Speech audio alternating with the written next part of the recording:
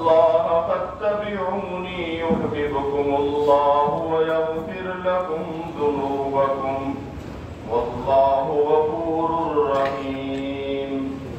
وقال تعالى في مقام آخر وإنك لعلى خلق عظيم. قال النبي صلى الله عليه وسلم إنما بعثت لأتمم مكارم الأخلاق. وفي حديث آخر قال النبي صلى الله عليه وسلم لا يؤمن أحدكم حتى أكون أحب إليه من والده وولده والناس أجمعين، أو كما قال صلى الله عليه وسلم سبحانك لا علم لنا إلا ما علمتنا إنك أنت العليم الحكيم. اللهم نبر قلوبنا بعلمك واستعمل أبداننا بطاعتك. رب اشرح لي صدري ويسر لي أمري واحلل عقدة من لساني يفقهوا قولي. بسم الله الرحمن الرحيم. قل هو الله أحد الله الصمد لم يلد ولم يولد ولم يكن له كفوا أحد. سارے حضرات لوگ شوق کے ساتھ آکے دو جہاں صلی اللہ علیہ وسلم پر درود شریف پڑھ لیں. اللهم صل على محمد وعلى آل محمد كما صليت على إبراهيم وعلى آل إبراهيم إنك حميد مجيد. اللهم بارك على محمد وعلى آل محمد كما باركت على إبراهيم وعلى آل إبراهيم إنك حميد مجيد. ربیع الاول شریف کا مہینہ مبارک ہے. حضرت مولانا قاسم ناروتی صاحب رحمۃ اللہ علیہ قاسم العلوم والخیرات آپ صلی اللہ علیہ وسلم کی ذات مبارک کے بارے میں فرماتے ہیں کہ سب سے پہلے مشیت کے انوار سے نقش روئے محمد بنایا گیا، پھر اسی نقش سے مانگ کر روشنی بزم کونوں مکاں کو سجایا گیا. او محمد بھی احمد بھی محمد بھی محمود بھی، او محمد بھی احمد بھی محمود بھی، حسن مطلق کا شاہد مشہود بھی، علم و حکمت میں وہ غیر محمود بھی، ظاہراً امیوں میں اٹھایا گیا. علامہ اقبال فرماتے ہیں کہ محمد سے وفاتوں نے تو ہم تیرے ہیں، یہ جہاں چیز ہے کیا لوح و قلم تیرے ہیں. محمد کی غلامی دین حق کی شرط اول ہے، اگر ہو اس میں کچھ خامی تو سب کچھ نامکمل ہے. حقیقت میں وہ لطف زندگی پایا نہیں کرتے جو یاد مصطفیٰ سے دل کو بہلایا نہیں کرتے. ارے او نا سمجھ قربان ہو جا ان کے قدموں پر صلی اللہ علیہ وسلم، یہ لمحے زندگی میں بار بار آیا نہیں کرتے. محمد مصطفیٰ کے باغ کے سب پھول ایسے ہیں جو بے پانی کے تر رہتے ہیں مرجھایا نہیں کرتے. اللہ رب العزت نے پھر ایک دفعہ آپ سے ملاقات کرا دی. اللہ ہمارا آنا اپنی بارگاہ میں قبول منظور فرمائے. آپ کو ایک ایک قدم پر اللہ پاک اجر عظیم دے. آپ دور دراز سے تشریف لاتے ہیں. اللہ پاک اس آنے کو ہماری بخشش کا ذریعہ بنا دے.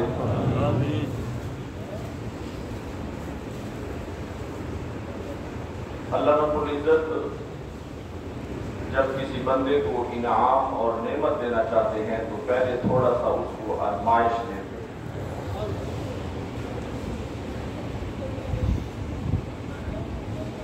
دوائیوں کے اوپر انگلش میں لکھا ہوتا ہے شیک ویل بیفور یوز، کہ اچھی طرح اس کو ہلا لو استعمال کرنے سے پہلے. اللہ رب العزت نے جب اس ربیع الاول شریف کے مہینے میں شفیع المذنبین رحمت للعالمین حضرت محمد رسول اللہ صلی اللہ علیہ وسلم کی ولادت کر دی تھی تو آپ کے خاندان پر کچھ آزمائشیں آئی. آپ کے دادا محترم حضرت عبد المطلب، ان کا نام شیبہ تھا، عبد المطلب سے باتیں مشہور ہو گئے.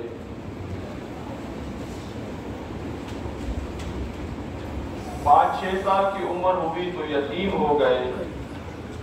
ان کا نانہال جو تھا وہ مدینہ شریف کے تھے، یثرب اس ٹائم نام تھا. تو والدہ محترمہ ان کو اپنے ابا کے گھر لے آئی. ادھر ان کا خاندان سردار تھا جو دادحال تھا. مدینہ شریف میں غربت تھی. ایک دن نشانہ لگا رہے ہیں، تیر اندازی کر رہے تھے، بڑی باصلاحیت تھے. تو کہہ رہے ہیں ان کا جب نشانہ مارا تو سیدھا نشانے کے اوپر لگا. کہہ رہا ہے کہ میں اس خاندان سے تعلق رکھتا ہوں کہ ہمارے ہر فرد کا نشانہ جو ہے وہ اپنے نشان کے اوپر لگتا ہے، اس مرکز کے اوپر لگتا ہے. تو ایک آدمی کھڑا تھا، آدمی قبیلے کا تھا. اس نے کہا کہ یہ لڑکا کون ہے؟ کہا کہ اس کا والد فوت ہو گیا ہے، مکہ شریف کا رہنے والا ہے اور وہاں سے آیا ہے، اپنے نانہال کے گھر رہ رہا ہے اور بڑی غربت اور قسم پرسی کی زندگی گزار رہا ہے. تو اس نے جب پوچھا، کہا کہ یہ بنو ہاشم میں سے ہے. تو وہ ان کے چچا مطلب کا دوست تھا، ایک خاصی قبیلے کا آدمی تھا. تو اس نے کہا کہ میں جب جاؤں گا تو اس کے چچا کو کہوں گا کہ اس لڑکے کو واپس لے آؤ، یہ تو بڑی صلاحیت والا لڑکا ہے.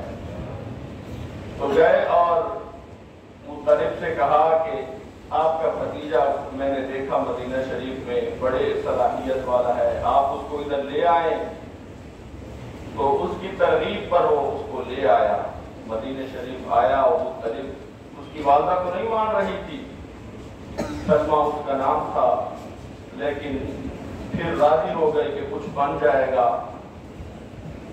جب آئے لوگوں نے دیکھا، لوگ تو نہیں جانتے تھے ان کو، لوگوں نے اس کو عبد المطلب مشہور کر دیا، مطلب کا غلام. پھر ان کا یہ نام شیبہ والا لوگوں سے بھول گیا، عبد المطلب پر مشہور ہو گئے. حالانکہ غلام تو نہیں تھے، بھتیجے تھے.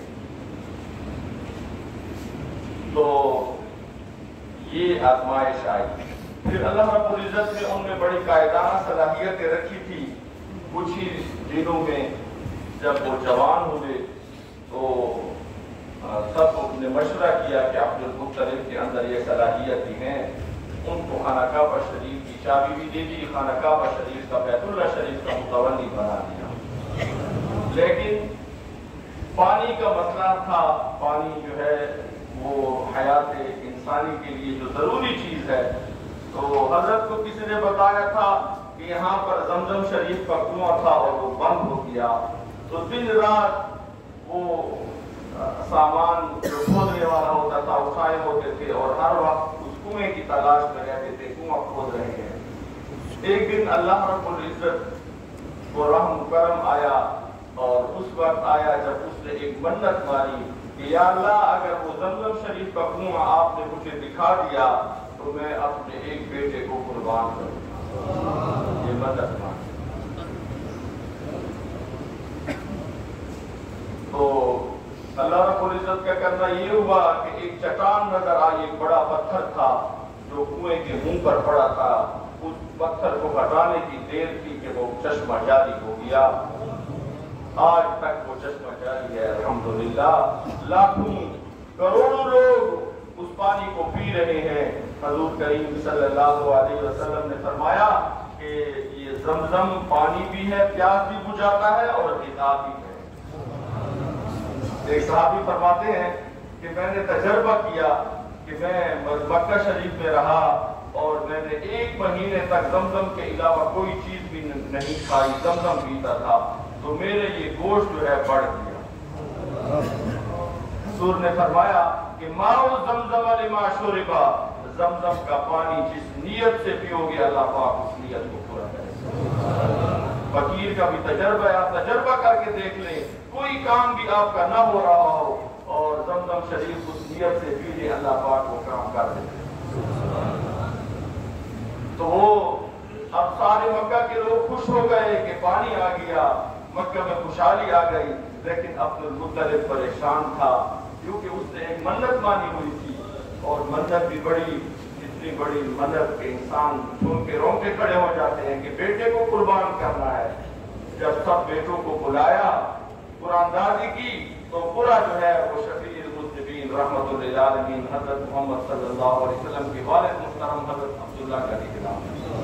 آپ چھوٹے تھے اور بہت خوبصورت تھے.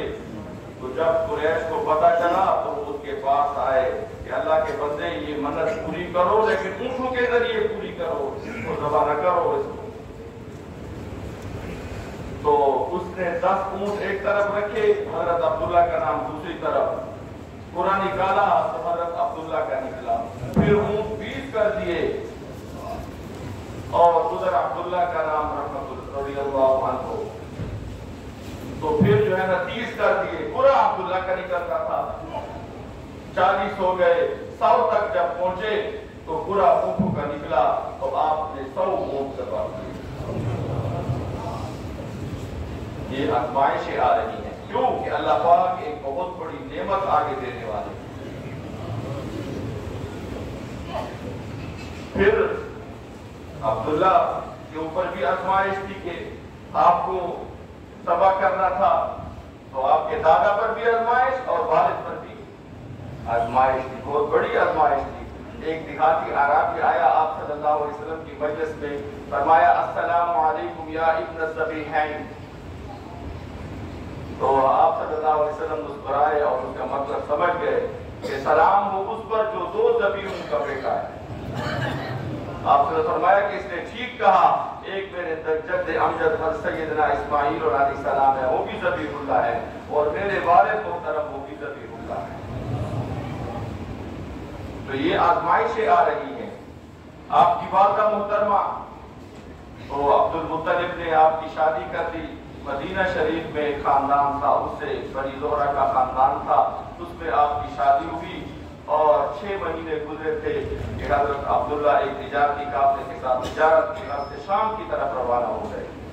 تو گھر والی بڑی پریشان، نئی شادی ہوئی ہے، تو اس کو حوصلہ دینے کے لیے کہتا ہے کہ جب میں واپس آؤں گا سفر سے تو تو میرا استقبال کرنا، دروازے میں کھڑے ہو کر اور ایسے ایسے کپڑے پہننا اور میرا استقبال کرنا. اس کو خوش کرنے کے لیے تو وہ خوش ہو گئی. تو اس نے کہا کہ میں ضرور آپ کا استقبال کروں. لیکن اللہ کا کرنا یہ ہوا کہ حضرت عبداللہ سفر میں بہت بیمار ہو گئے، 18 سال عمر تھی. اور جب مدینہ شریف پہنچے تو کیونکہ آپ کا سسرال وہاں کا تھا اور نانہال بھی وہاں کا تھا، تو انہوں نے کہا کہ ادھر اس کا ہم علاج کرتے ہیں، جب ٹھیک ہو جائے گا ہم مکہ شریف پہنچا دیں گے. تو سارا قافلہ مکہ شریف پہنچ گیا. حضرت بی بی آمنہ رضی اللہ عنہ انتظار کر رہی ہیں کہ میرے گھر والا آئے گا، میرا مسیح آئے گا. تو جب دیکھا قافلے والوں سے پتہ چلا کہ حضرت تو بیمار ہو گئے.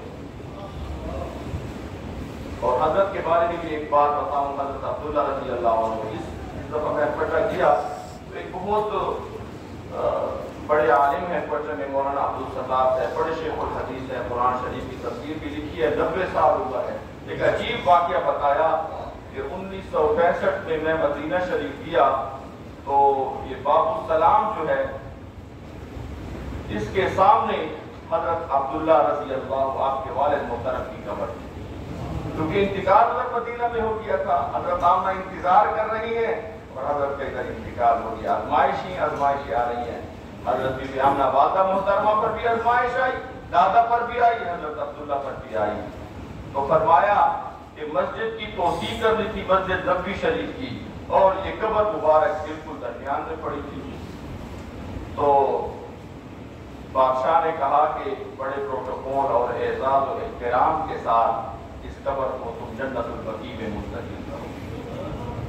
ایک قاری صاحب تھے مدینہ شریف میں، آپ فوت ہو گئے، تو عبدالستار شاہ صاحب کے شاگرد تھے، تو قاری صاحب نے کہا مجھے موقع مل گیا، مجھے بھی اس قبر کشائی کے اندر میں بھی شامل ہو گیا۔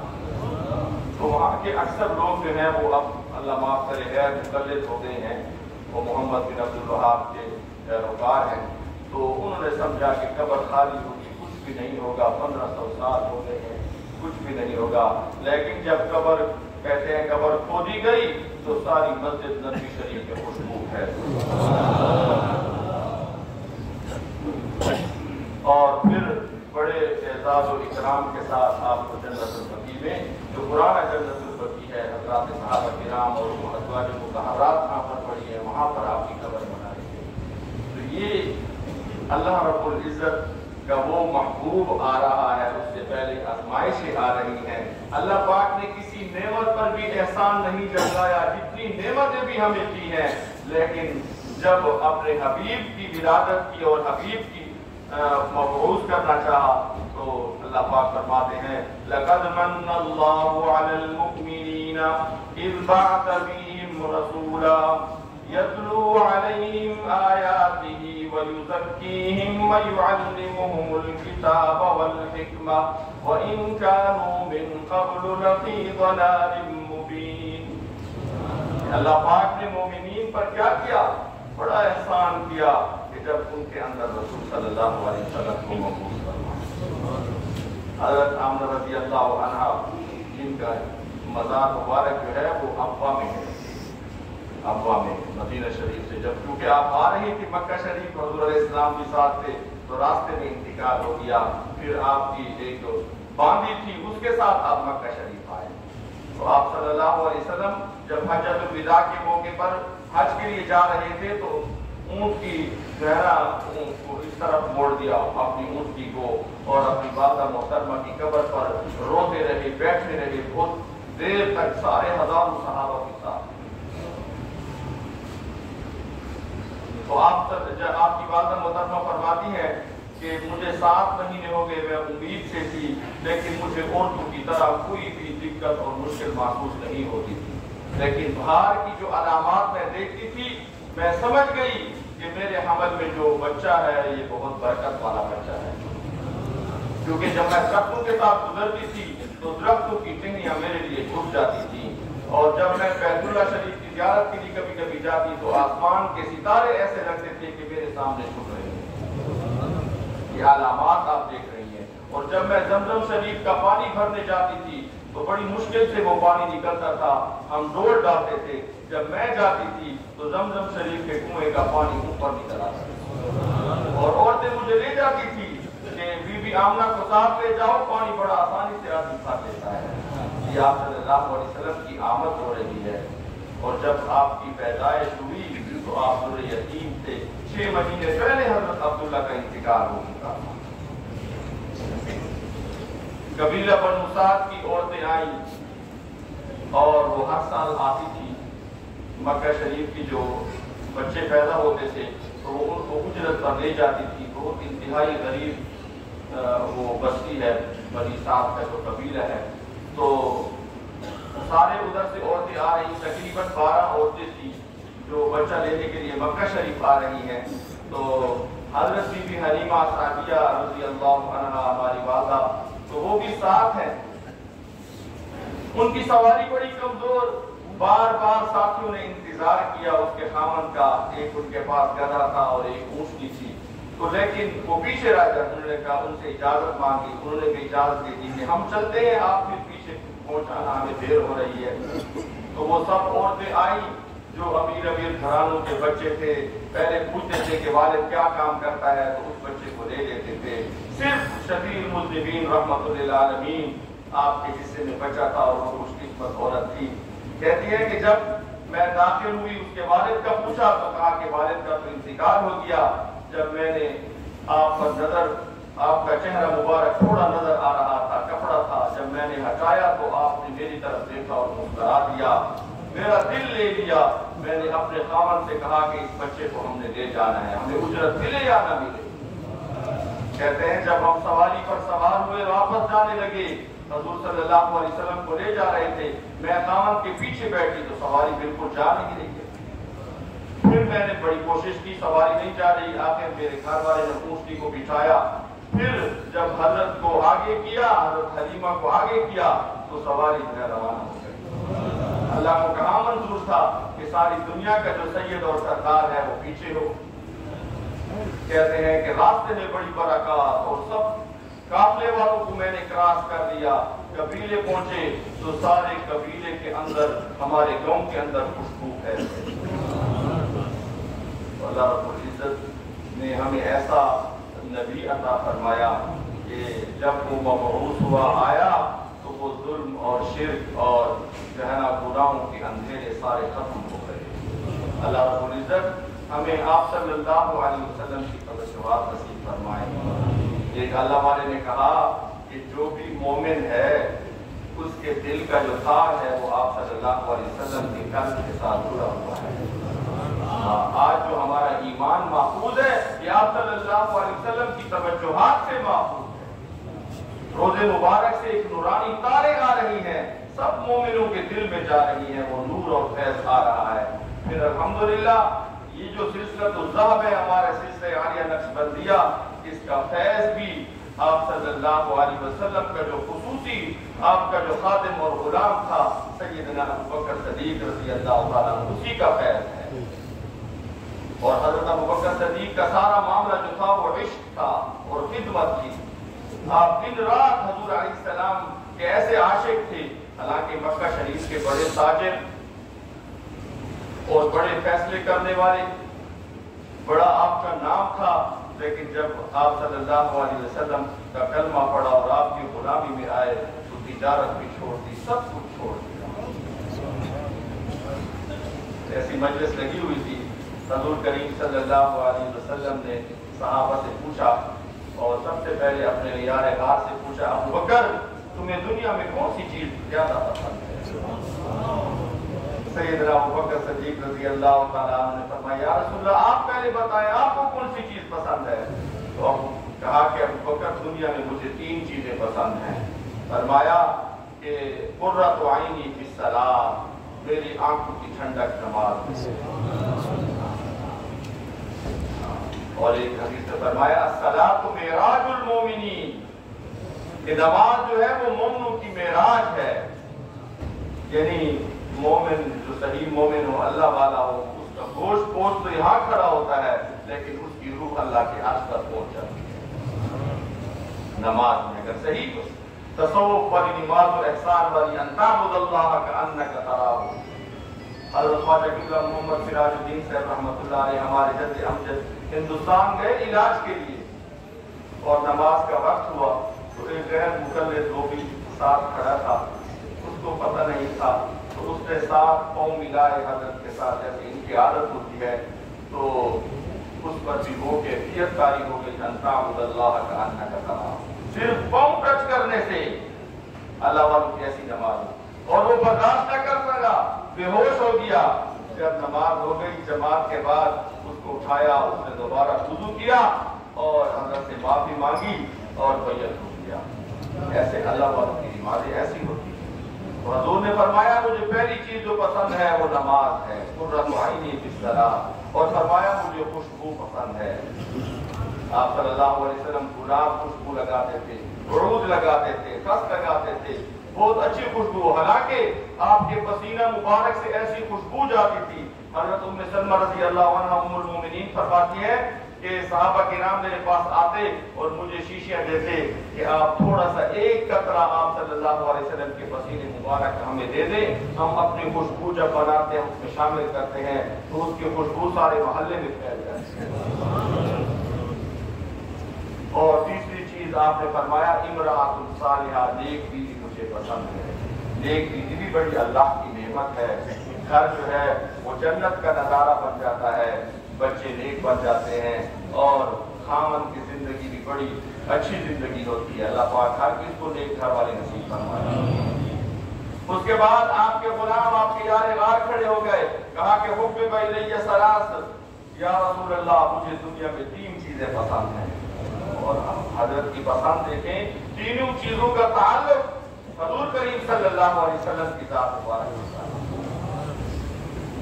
فرمایا کہ مجھے پہلی چیز پسند ہے النظر الی وجہ رسول اللہ صلی اللہ علیہ وسلم، کہ ہر وقت حضور کا چہرہ ہو اور میں دیدار کروں بس اور کوئی کام نہ کروں۔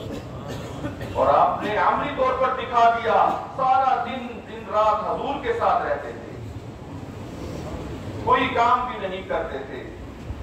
عشاء کی نماز پڑھ کے حضور صلی اللہ علیہ وسلم کو گھر پہنچاتے، دروازے پر کھڑے ہو جاتے، گھر والوں سے پوچھتے تو گھر والے کہتے کہ آپ صلی اللہ علیہ وسلم آپ بستر پر تشریف فرمائیں، آرام فرما رہے ہیں، آپ چلے جائیں۔ اس کے بعد آتے آپ گھر میں کھانا اور اپنے معاملات کرتے، اتنی خدمت کی حضور علیہ السلام۔ اور جب غار ثور پہ چڑھنے لگے تو آپ نے اپنے کندھوں مبارک پہ اٹھا، آپ صلی اللہ علیہ وسلم کو اٹھا دیا۔ اور دوسری چیز مجھے پسند ہے کہ انفاق مالی علی رسول اللہ صلی اللہ علیہ وسلم، کہ میں اپنا سارا مال حضور کریم صلی اللہ علیہ وسلم کی ذات پر خرچ کروں۔ اور آپ نے دکھا دیا عملی طور پر۔ مشہور واقعہ ہے کہ آپ گھر میں گئے، جب حضور نے چندے کا اعلان کیا جنگ کے لیے، جہاد کے لیے، تو آپ نے سارا گھر خالی کر دیا۔ یہ کہنا تو آسان ہے بڑا کہ آپ چارپائی بھی اٹھاؤ، برتن بھی اٹھاؤ، یہ ڈبل بیڈ پڑا ہے یہ اٹھاؤ، کوئی آپ سے چندہ مانگے گھر دو، فریج بھی، سب چیزیں اٹھا کے کمرے خالی کر دو، ایسا کوئی کر سکتا ہے؟ اور جب حضور کی خدمت میں پیش ہوئے، اللہ کو یہ عمل اتنا پسند آیا اور سیدنا صدیق اکبر نے اپنا وہ قمیص مبارک بھی اتار لیا اور ایک چادر تھی خدر کی، اس کو اوپر کر لیا اور کھجور کے جو پتے ہوتے ہیں پوچھے ان کے ساتھ وہ بٹن بنا دیا۔ اور اللہ پاک نے سب فرشتوں کو حکم دے دیا جبرائیل کے ذریعے کہ سب فرشتوں کو حکم دو، جو صدیق اکبر کا لباس ہے آج سارے آسمان کے فرشتے وہی لباس ہے۔